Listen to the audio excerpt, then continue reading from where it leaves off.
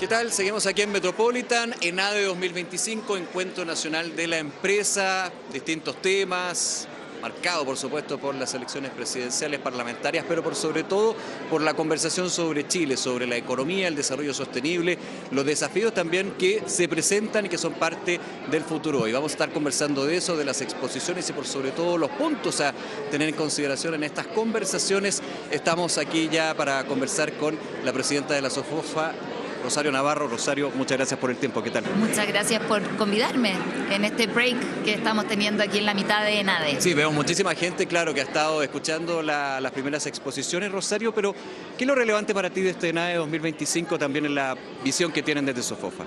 Bueno, estamos en un año, como tú mencionas, muy contingente, en la mitad de elecciones presidenciales, parlamentarias. Siempre eso genera incertidumbre y la verdad que el foco que se ha puesto de pasar del dicho al hecho creo que es una gran invitación, convoca a toda la ciudadanía de qué aporto yo a la construcción de este país que soñamos. A veces nos quedamos pegados en diagnósticos, en cifras, pero cuando tú bajas la pelota al piso y dices qué elementos necesitamos empujar hoy para que Chile vuelva a crecer, creo que es una muy linda invitación. Además, en los discursos vimos un tono optimista, un tono que se anticipa, tanto en los dos discursos de Holger y de Susana, pero también escuchando al ministro Grau, tú dices, bueno, Chile tiene oportunidades, tiene los minerales críticos, tiene el talento, y ahora ¿qué hacemos para que la inversión se transforme en el motor para el crecimiento del país? Rosario, interesante ese punto. Hay algunos sectores que hablan de una crisis económica, de un estancamiento. ¿Lo consideran así? Bueno, la verdad es que las cifras son contundentes. Vemos que llevamos más de 10 años en un crecimiento y en una inversión estancada. Por otra parte, la productividad no ha sido nuestro mejor aliado. Tenemos un país baja productividad. Por ende, hay que hacerse preguntas muy fundamentales. ¿Cómo estamos capacitando al talento para que sea más productivo? ¿Qué estamos haciendo para atraer mayor inversión y que la inversión se quede en el país? Por otra parte, ¿cuáles son esos habilitadores? ¿Es la seguridad? Es una competitividad tributaria, tener un sistema tributario que sea más atractivo.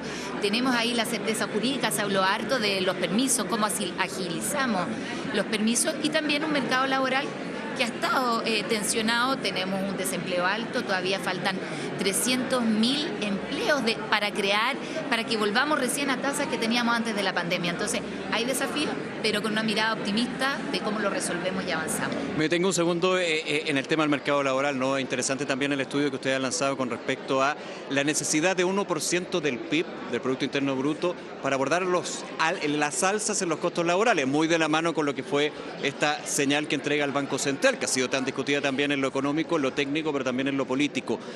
¿Por qué un 1% del PIB? ¿Cómo llegan a esa cifra, pero en el desglose, digamos? Bueno, la verdad que nosotros hace un buen tiempo decíamos cuáles van a ser los efectos de todos estos beneficios laborales o estos grandes acuerdos que hemos logrado. No, porque en el fondo no todos se ven en el mercado laboral. El llegar a un acuerdo de pensiones efectivamente va a aumentar el costo de la cotización, pero a la larga mejora las pensiones, robustece el mercado de capital. Entonces tú lo puedes estar abordando de distintas miradas, pero nosotros queríamos tener datos concretos que nos permitieran decir, bueno, cuáles van a ser los efectos en el mercado laboral y cómo se compensa, y cuál es el crecimiento necesario para que esto no se transforme en decrecimiento o en que se genere o se destruyan empleos. Y es por eso que necesitábamos tener cifras, tener datos, para que cuando nos convidaran o cuando nosotros fuéramos a proponer soluciones, estuviera muy anclado en datos reales. Ahí Juan Bravo ha sido un gran aliado. Él, si tú analizas el documento, tiene muchísimas páginas, más de 150 páginas, donde estamos viendo por segmento cuáles son los segmentos que se ven más afectados, mujeres, hombres, por rango etario.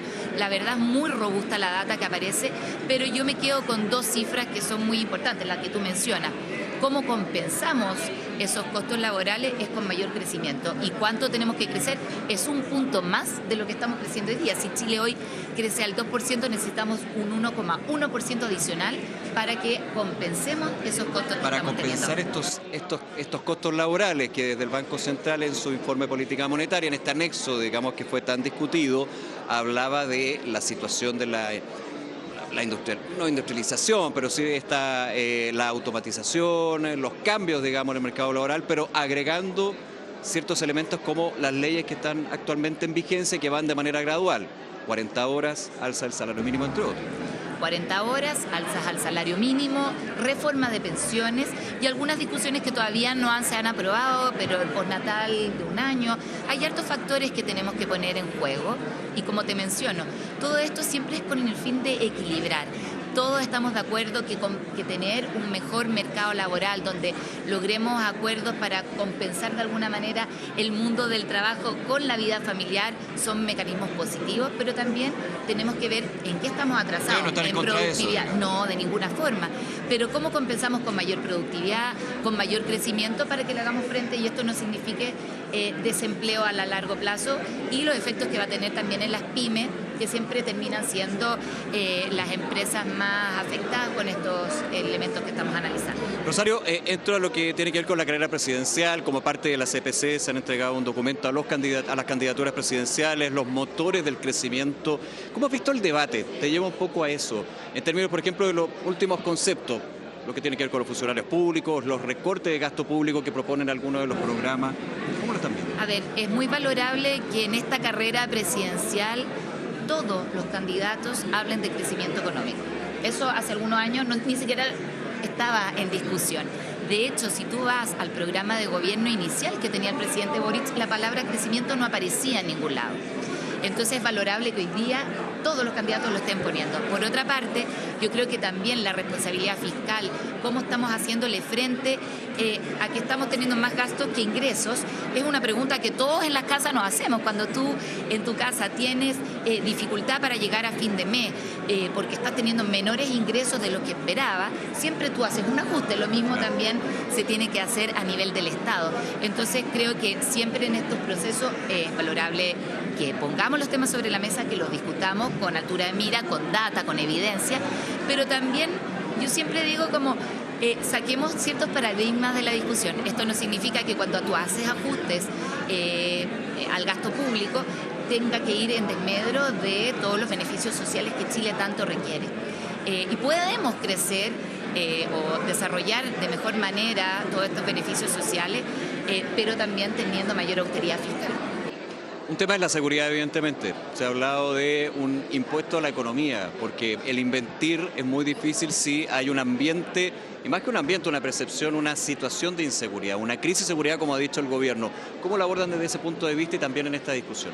Bueno, desde CEFOFA hemos abordado este tema con mucha profundidad. De hecho, hemos propuesto en la Alianza del Pacífico generar por primera vez un grupo de trabajo que enfrente cuáles son los costos que significa el incremento en temas de seguridad para la economía. El BID nos está ayudando a hacer y pronto vamos a tener resultados, pero en las primeras estimaciones se habla de casi 3 puntos del PIB. Le ha significado a la economía el gasto adicional en guardias de seguridad, en rejas, en todo, cámaras y toda esa faramalla que hay que tener para tener mayor control de la seguridad. Y no hemos ni siquiera cuantificado los costos que significa en salud mental de nuestros trabajadores, el temor que genera en todos los ciudadanos el tener que salir a la calle y enfrentarse a la delincuencia y a la inseguridad. Por ende, creo que es un tema que no puede dejar de estar sobre la mesa, tenemos que resolverlo. Esto no se resuelve solo, necesita de un sector, obviamente del sector público, pero también de un sector privado coordinado, y no solo lo vamos a resolver aquí en Chile, sino que tenemos que coordinarnos con nuestros países vecinos, porque sabemos que el crimen organizado hoy día es un negocio muy lucrativo y además transfronterizo. Bien, muchísimas gracias por el tiempo. Muchas gracias por la invitación. Muy bien, hasta luego.